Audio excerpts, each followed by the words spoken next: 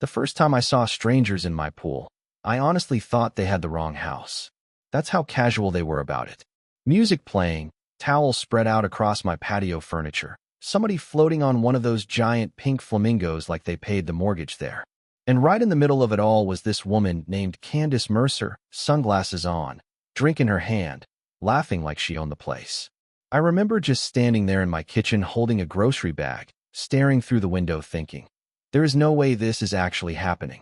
Now, to understand why this whole thing got as ugly as it did, you gotta understand the neighborhood a little bit. I live in a gated community outside Scottsdale, Arizona, one of those HOA-heavy neighborhoods where people care way too much about mailbox colors and lawn edges.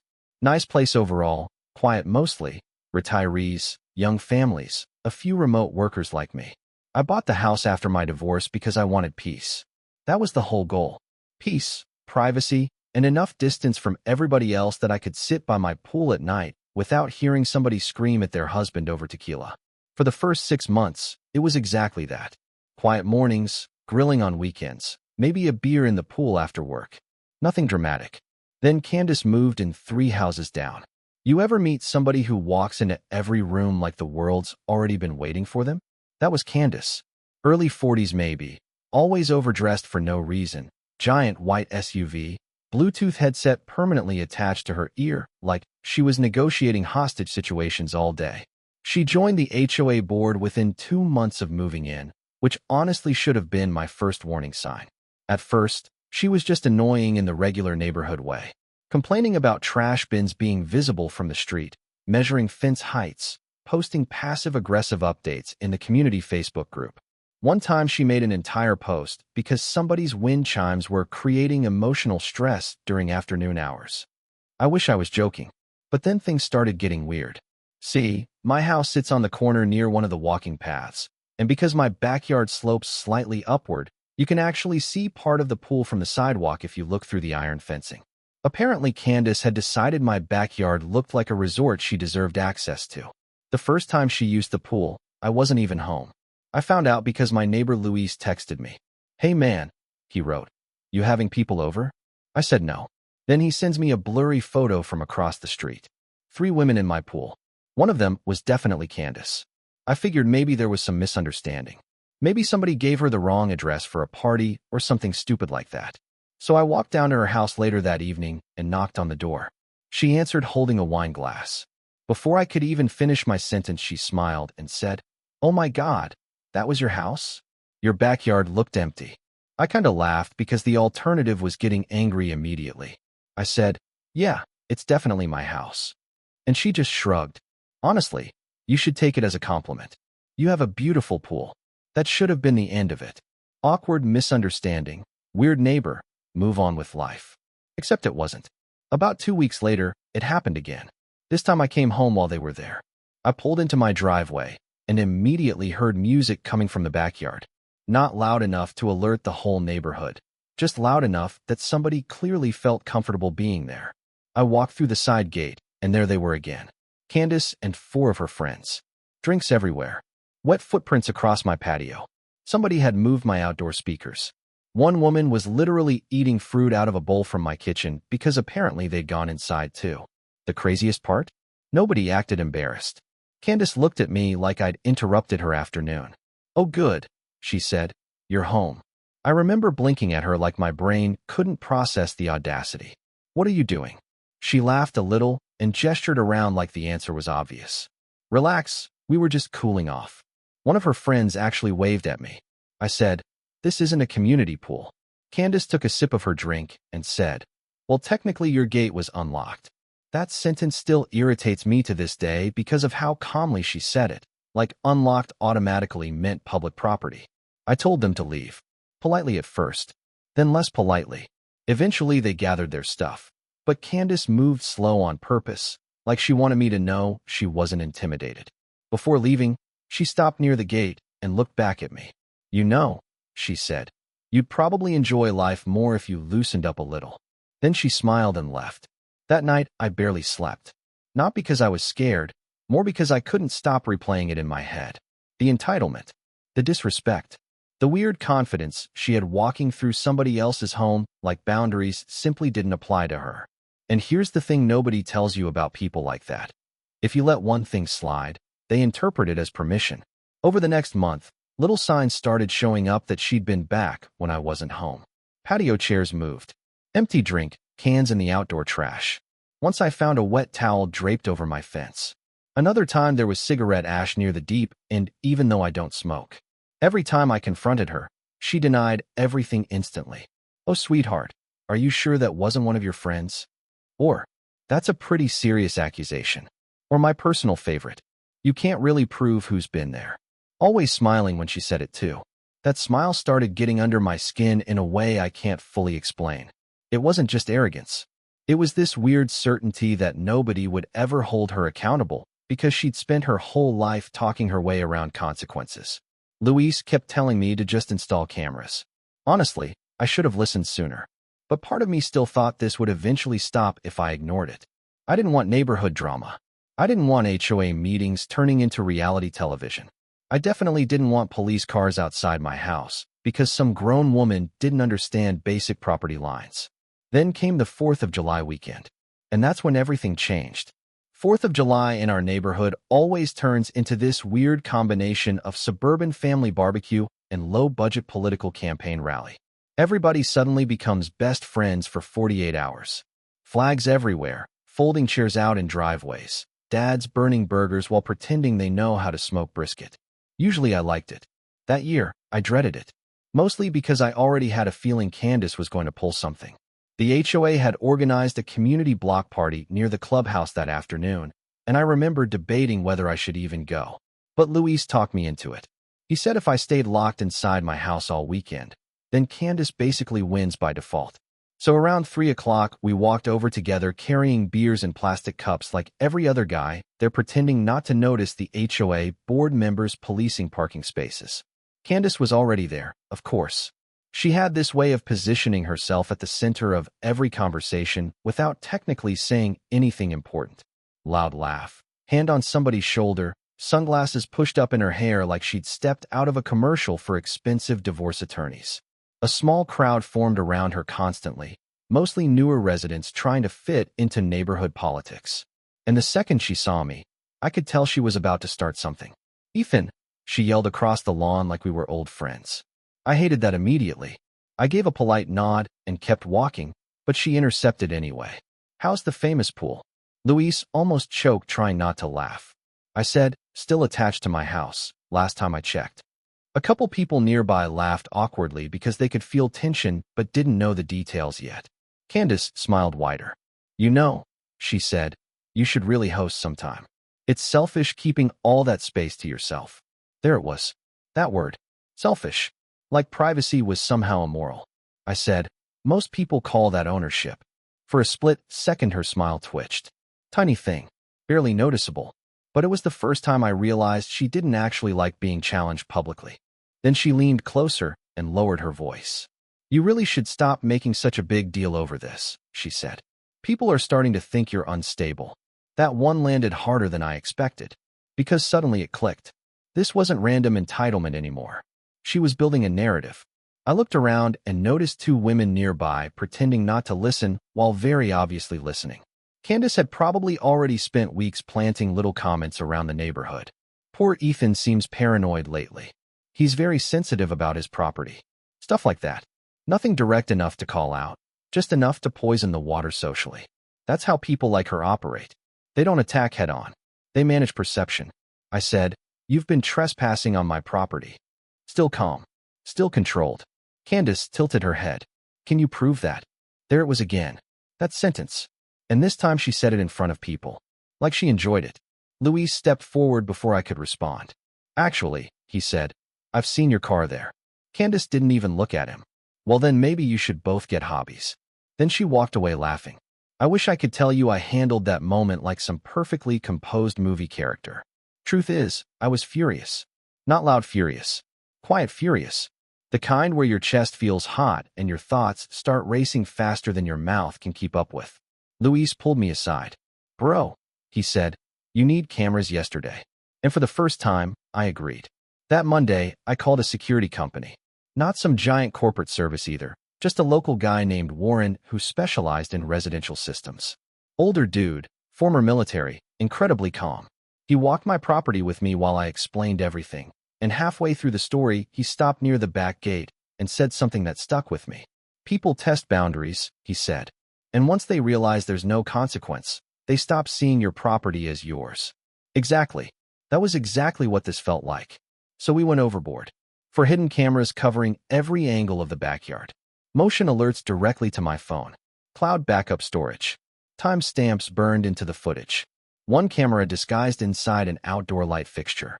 Another built into the patio speaker housing. By the end of the afternoon, Warren looked almost impressed. Who exactly are we preparing for? He asked. I remember laughing a little. A woman with too much confidence. Now, technically speaking, the smart thing probably would have been stopping there. Cameras alone would have solved the issue. Catch her once, file a report, done. But by then this had become personal. Not because of the pool. Because of the humiliation.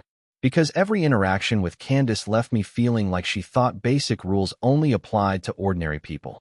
And worse, she genuinely believed she could manipulate everyone around her into agreeing. The die idea actually came from complete accident. About a week later, I was venting to my friend Melanie over drinks downtown. Melanie's one of those terrifyingly intelligent people who somehow knows random facts about everything. Former chemistry teacher, current pharmaceutical rep, sarcastic enough to survive both careers. I was halfway through explaining the situation when she suddenly started laughing into her margarita. What? I asked. She said, you know they make theatrical pool dye for leak detection, right? I blinked. What does that mean? And then she explained it. Certain harmless dye compounds stay nearly invisible in water, but react strongly once transferred onto dry surfaces or certain fabrics. Mostly used for maintenance testing, nothing dangerous. Temporary staining at worst. And immediately my brain started connecting dots. Melanie noticed the look on my face and pointed a finger at me. No crimes, she said. I laughed. No crimes. But the idea stayed with me the entire drive home. Not to hurt her. Not even really to embarrass her. Okay, maybe a little to embarrass her. But mostly because I wanted undeniable proof. Something impossible to gaslight. Impossible to smile away. A visible consequence. The next few days turned into this weird secret operation that honestly makes me laugh now looking back. Here I was, a 38-year-old remote software consultant, researching dye dispersion systems at midnight like I was planning a casino heist. I installed a small timed release cartridge in the pool filter system.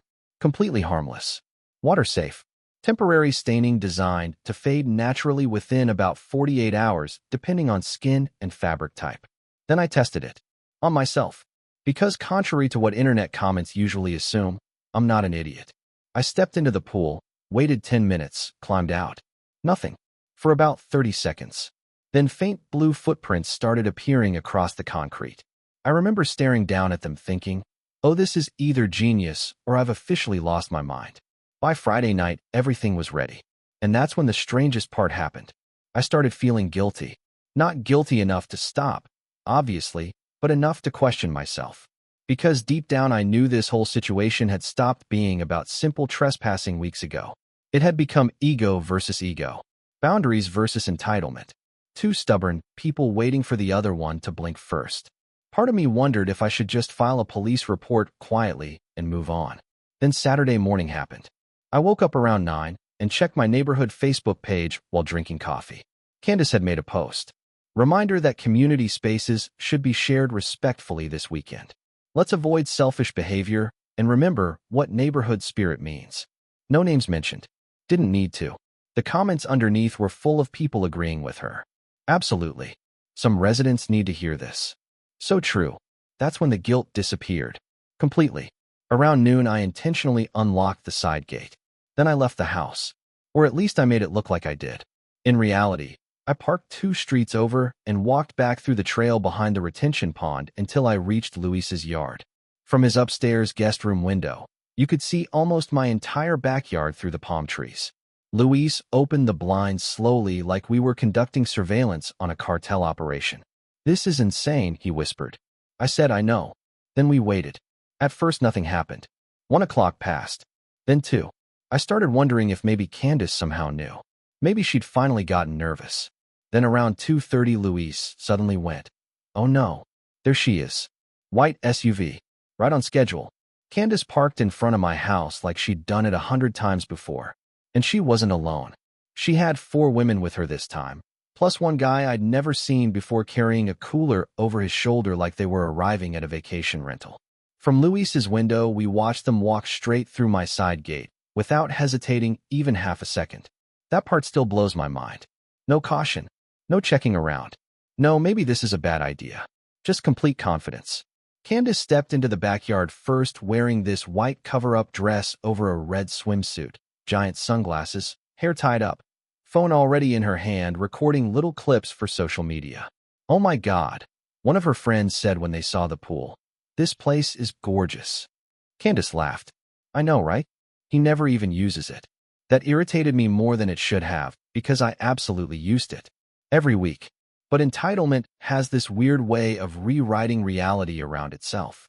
If somebody else isn't using something exactly when you want it, people like Candace start convincing themselves it's wasted. Luis looked over at me. "You recording?" I held up my phone.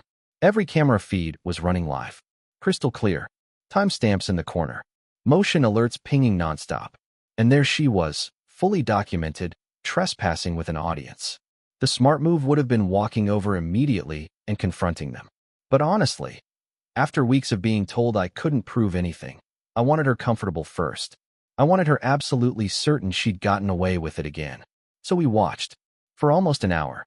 They swam, drank, blasted music through my speakers, took selfies beside the waterfall feature I spent $6,000 installing after my divorce, because apparently emotional coping mechanisms can be tax deductible if you phrase them creatively enough. At one point, Candace actually gave a little tour on camera. "This is basically my favorite hidden spot in the neighborhood," she said, laughing. "My favorite hidden spot." Luis nearly fell out of his chair. The craziest thing was how normal they all acted. Human beings can justify almost anything if the group around them reinforces it. Nobody there seemed uncomfortable. Nobody questioned why they were inside a stranger's backyard using his pool while he wasn't home. Because Candace had normalized it. That's what charismatic people do sometimes. They make bad behavior feel socially safe. Around 4 o'clock, they finally started climbing out of the pool. And that's when the mood changed instantly. One of the women stepped onto the concrete first, looked down, and froze. Bright blue footprints. At first, she just stared in confusion. Then another woman grabbed her arm. "Oh my God, your feet." Within seconds, more marks started appearing. Blue handprints on white towels. Blue streaks down somebody's legs. The guy with the cooler looked at his palms like he'd touched radioactive waste. "What the hell is this?" somebody yelled. Candace climbed out last. And because she'd been in the water longest, the dye hit her hardest. Blue footprints. Blue fingertips. Even the bottom edge of her white cover-up dress started staining electric blue where it brushed against her legs. The panic was immediate. Not dangerous panic. Social panic. The kind that hits people who care deeply about appearances. Everybody started talking over each other at once. "Wash it off. Is this chlorine? My skin's turning blue." One woman ran to the outdoor shower, scrubbing her arms aggressively, while another started Googling symptoms on her phone like she'd contracted medieval plague from a suburban swimming pool. And right in the middle of all that chaos, Candace looked genuinely afraid for the first time since I'd met her. Not because of the dye. Because suddenly she realized she wasn't in control anymore. Luis looked at me slowly. "You are absolutely going to hell," he whispered. "Probably. But not before this next part." I walked across the street, opened my side gate, and stepped into the backyard. Nobody noticed me immediately because they were too busy freaking out. Then Candace turned around. And the second she saw me standing there calmly holding my phone, her entire face changed. Not dramatic movie-style shock either. Worse. Recognition. Like she understood the whole situation at once. I remember speaking weirdly calmly in that moment. "Hey, Candace." Silence. Her friends all turned toward me. One woman was still clutching a blue towel, staring at me like I was some kind of backyard supervillain. Candace tried recovering first. "What did you do?" I shrugged slightly. "Nothing harmful. It fades in about 48 hours. Nobody said anything. I took another step forward. "But thanks for testing the system." That line hit harder than I expected. You could literally see people recalculating their entire afternoon. The cameras. The unlocked gate. The die. The timing. Candace's expression started shifting from anger into something else. Humiliation. And honestly, that almost made me feel bad. Almost. Then she snapped back into defensive mode. "You can't do this," she said. I held up my phone. "Actually," I said, "I can prove exactly what happened." And then I turned the screen toward her. Every angle. Every second. Her entering the property. Her friends following. The drinks. The music. The swimming. The social media videos. All time-stamped. Undeniable. Nobody moved. One of the women quietly muttered, "Candace, you said he knew." Interesting detail, right? Because apparently Candace had told them I was okay with this. At least partially. And suddenly the group dynamics changed completely. You could feel people distancing themselves from her in real time, realizing they might have walked into somebody else's drama under false pretenses. Candace saw it too. "Everybody calm down," she snapped, but now her voice sounded strained. I said, "No one's in danger, but all of you are trespassing." The guy with the cooler immediately grabbed his stuff. "I'm leaving," he said. Smartest person there. Within 2 minutes, the entire energy collapsed. Nobody laughed anymore. Nobody acted confident. They just wanted out. Except Candace. Because people like her never retreat cleanly. They fight reality until the very last possible second. "This is harassment," she said. I actually laughed at that. "You broke into my backyard. The gate was open. That's not how property works." Her face tightened. Then came the sentence that finally explained everything. "You think you're better than everybody else because you have this house." There it was. Not really about the pool. Not really. Candace rented her place. Expensive rental too, but temporary. Meanwhile, I owned mine outright after years of grinding through miserable contracts and 80-hour work weeks during my 30s. I never talked about money in the neighborhood because honestly I hate people who do that. But apparently she'd built an entire narrative around me anyway. Quiet guy with a nice backyard. Must think he's superior. Must deserve being taken down a little. And once somebody convinces themselves you're the villain, violating your boundaries starts feeling righteous to them. I looked at her and said something I hadn't planned beforehand. "I think everybody deserves boundaries." That shut her up. Not dramatically. Just enough. Her friends started leaving one by one after that. Nobody wanted to stay associated with the situation anymore, especially covered in smoke-colored stains visible from space. Candace lingered longest. Before leaving, she looked back at me near the gate. For a second I thought she might apologize. Instead she said, quietly, "You humiliated me. And maybe this makes me a bad person, I don't know." But I answered honestly, "No, Candace. You walked into that yourself." Then she left. I wish I could tell you the story ended there all neat and satisfying like a movie. It didn't. Because neighborhoods are ecosystems. Drama spreads fast. By Monday morning, half the community already knew some version of the story. Mostly because one of Candace's friends posted a blurry picture of the blue footprints online trying to joke about it. And the internet immediately did what the internet does best. Memes. People started calling her Avatar Karen. Somebody edited blue footprints into our HOA logo. Even Luis got involved, which definitely didn't help matters. Meanwhile, Candace went completely silent online. Then the legal side kicked in. I filed an official trespassing complaint, mostly to establish documentation in case things escalated further. The security footage made everything pretty straightforward. No ambiguity. No misunderstanding. Even the HOA board couldn't ignore it after seeing multiple members involved in unauthorized property use. About 2 weeks later, Candace quietly resigned from her HOA position. Officially, it was for personal reasons. Sure. A month after that, she moved out entirely. And here's where the story gets complicated for me. Because after all the adrenaline faded, after the neighborhood gossip died down and the jokes stopped circulating, I started asking myself whether I went too far. Seriously. I know most people hearing this story think the ending's hilarious. And part of me agrees.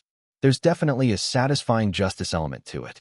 But another part of me still remembers the look on her face when she realized everyone was staring at her differently.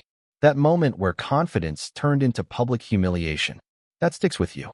Sometimes I sit outside by the pool now late at night and think about how weird modern neighborhoods have become. Everybody smiling at each other during HOA cookouts while secretly competing over status, appearances, control. People building entire identities around perception.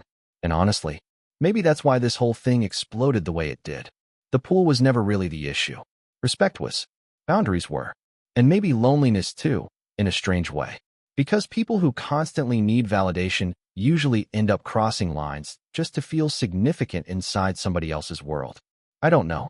What I do know is this. Nobody ever used my pool again. But I also keep the gate locked now, even when I'm home. Anyway, I'm curious what you think. Did Candace get exactly what she deserved? Or did I cross a line, turning the whole thing into a public lesson? And if somebody repeatedly violated your space after warning them multiple times, how far would you go before making sure they finally understood the boundary? Let me know in the comments, because honestly, even now, I still go back and forth about it sometimes.